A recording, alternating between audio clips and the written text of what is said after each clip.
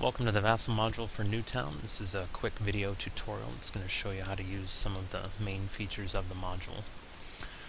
You're looking at the main map area down here. Up top we've got a toolbar, just like all modules do.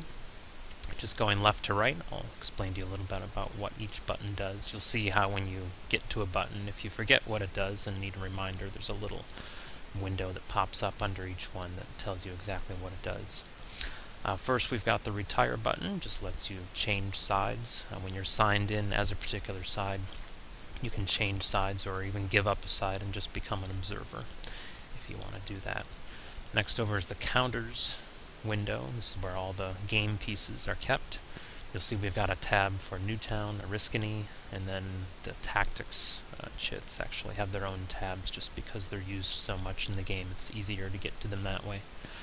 For Newtown and Oriskany, there's a further drop-down menu. Click on that, you can get the American units, Indian units, leaders for both sides, or the markers. The tactics chits, in order to use those when you're having a close combat and need to pick tactics, go ahead and see, I'm signed in as the Indian player here. So I'm going to grab Indian tactics and drag one of those out onto the map. You'll see there's a little red question mark that appears up in the upper left-hand corner telling you that that piece is masked, which means that right now only I can see what that marker is. But if I go here and sign in as the American side, you'll see that's what the American player can see. You can only see the back of it. So go back to the Indian side here, and when I choose reveal by right-clicking on this piece, I get this menu and I choose reveal. And then I can choose to show that to everybody who's watching the game now.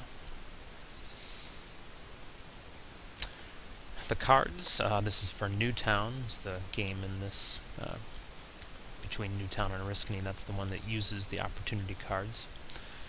When you click on that, you'll see the hand where you keep all the cards that you've drawn. The deck is right over here. And to draw a card, all you do is just click on one of these buttons, and one will pop up right there. You can right-click on that card and choose play or discard. And you'll see there's a little message up here that tells you what card has been played, and then the card itself is actually, the played cards are put right up here, up the top of the map. And if you want, you can also drag them right onto the map directly if you'd rather do it that way. But as you can see, this is where it's important to sign in as a particular side. Since I'm signed in as the Indian, I cannot open the American hand. I can't see what's in there at all, so those cards are definitely kept out of view of your opponent. The charts, all the charts are kept here. For Newtown, Oriskany, you'll see all the charts in this menu over here. If you want to play solo, these are the optional solo tactics charts that are also in there. This is the VP window. It keeps track of the score of the game. It does all of this automatically, so you don't have to update this yourself, but as you apply combat results and move pieces around, this chart will update, showing you how many points you've earned in each category, and then your total victory points you've earned down here at the bottom. There's a notes window, just in case you want to type a note to yourself and save that as part of the game. Sometimes it's handy to do if you have to leave a note about what turn you're leaving off on, if you have to save the game and come back to it later or something like that. Got the dice right here. We've got zoom buttons if you want to zoom in and zoom out. That does not affect what your opponent sees too. You can choose your own zoom level, whatever is comfortable for you, without having to worry that that's affecting your opponent's screen. There's a line of sight button in case you need to check the line of sight. Just click on that, come down, click and drag from the hex you're going to the hex you want to shoot at. It'll show you the line of sight with that red thread and then the range, how far away that is. Sometimes you need to see what the terrain is underneath units. An easy way to do that, if you don't want to fool around with moving units around, just click on this Hide Units button in the toolbar. You'll see how it takes all the units off so you can see what the terrain is underneath, and it changes to show units then again there, so click on that to bring them back. If you want to take a screenshot, you can do that right there. And then finally, whenever a piece, we'll zoom in here to show this, whenever pieces move in this module, You'll see how they get a little red dot in the corner, just a reminder to you that they've already moved and you shouldn't move them again this turn. Once those red dots appear at the end of the turn, it's a good idea to come over here and click on this to take those red dots off. So that's the toolbar. Most of the functions you need to access during the game can be done through the right-click menu on the game pieces. I'm going to click on one here. For the pieces too, you'll see how a lot of them are in stacks. If you're new to Vassal, the way you manipulate stacks of pieces by clicking on them, you'll see here that you get a red border around the pieces that are selected. Now right now, if I move this stack, I'm moving all of them together. If you want to just get one counter out of that stack, all you need to do is double click on it, and now the stack expands, and now you can just click on an individual piece and move it out of there. If you right click on a unit, you're going to get this menu. It gives you the standard combat results that can be applied to any game counter. It's important to know you don't need to drag game counters. Most of the markers don't need to be dragged out of the game pieces window. You can apply the results and do everything you need to do right through this right click menu here. So let's say, for example, this Wyoming militia unit takes a disrupt result. I'll click on disrupt. The screen jumps down here to the morale track to show you the morale marker has moved down one, so it's applied the army morale penalty for a disrupt result. And if we come back up here, in Vassal, the disrupt result is shown by a red border, a thick red border around the counter, and then this D here, just to remind you that that's what that stands for. It's just easier this way. You can still see what the unit is. You don't have to have a marker obscuring it.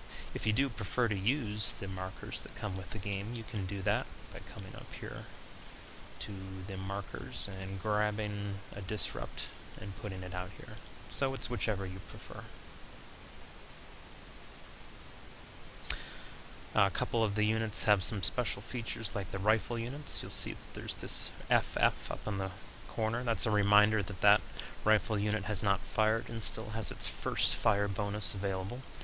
So when you use that first fire bonus, right click on it and you'll have first fire used here. Just click on that and that FF comes off. The Indian markers have a few, let's go over to them here. They have a few special features as well. In Newtown there is a limited intelligence rule which dictates that the American player can't examine the Indian stacks. They're only supposed to see what the top unit is on there, but they're not supposed to go digging around in the stack to see what the other units are. Now, as you'll see normally in Vassal, when you hover over a stack, you get a little window there that shows you what each piece is in that stack. Normally that's a handy thing, but for the limited intelligence feature it's not so great. So the way to manage that in Vassal is, if you're signed in as the Indian player, what you want to do is go to the units that are beneath the top one, right click on them, and you're going to choose this mask/unmask option. We'll do that with each one. You'll see now you get a faint question mark drawn over the center of the marker. And that's telling you, just like the tactics chits, now the Indian player is seeing this, so he can still see what each unit is. But if I go and give up my side as the Indian, I'm going to sign in as the American instead. Now if you look at it, you'll see those are just generic Indian units, so the American player can't see what those bottom two are. So that's how you manage the whole masking issue in Vassal. The Indian units also have a couple markers that are unique to them. The Indian withdrawal marker, if you want to take advantage of Indian withdrawal, you can do that. Click on that and you'll get that marker placed right there for you. When it comes time for the Indians to check resolve, when they fail their resolve check, you can add that marker as well, right from the right click menu. Those are the basics of using the units. Down at the bottom of the map we have our activation markers. As you see here, the note is reminding you the way you do this is just click and drag that top marker out of the cup, and as you can see it's showing you one in the top of the stack, but that doesn't mean that's the one you're going to get. Each draw is random out of this cup, So you can keep drawing those markers until you're done with the turn, and when you're ready, you just right-click up here and choose Return to Draw Pile. They'll go right back. These activation markers don't start in there, but if you need to add them, just right-click on those and hit Add to Cup, and they'll go right up into the cup for you. Momentum is tracked right in here, not as a physical marker, but just as a counter, so you can spend momentum and add it when you get it. And then our fatigue track over here, and as you saw already, the morale markers will adjust themselves if you select the combat results from the right-click menu on the unit. Our turn track up here, all of the American reinforcements are set to come in. If you want to send those all to the reinforcements real easily, just click on that stack. You'll see how every piece in that stack is selected. Right-click, and you're going to choose Enter at Hex A. And click on that, and you'll see they have all magically teleported themselves over to the reinforcement entry hex. The markers to track the successful sortie when the Indians are able to sortie from the breastworks line, that's right here. You can go ahead and put that onto the turn track whenever that happens. And for the breastworks abandon marker, this is going to track how many victory points, if any, the American player earns by clearing the breastworks line of all Indian units. Go ahead and drag that onto the turn track when that happens, and you'll see up here you get a note telling you what's happened, and when you go into the VP window, you'll see it's scored that appropriately, depending on how many points you get for that particular turn. That is all about how to use it. Good luck and have fun.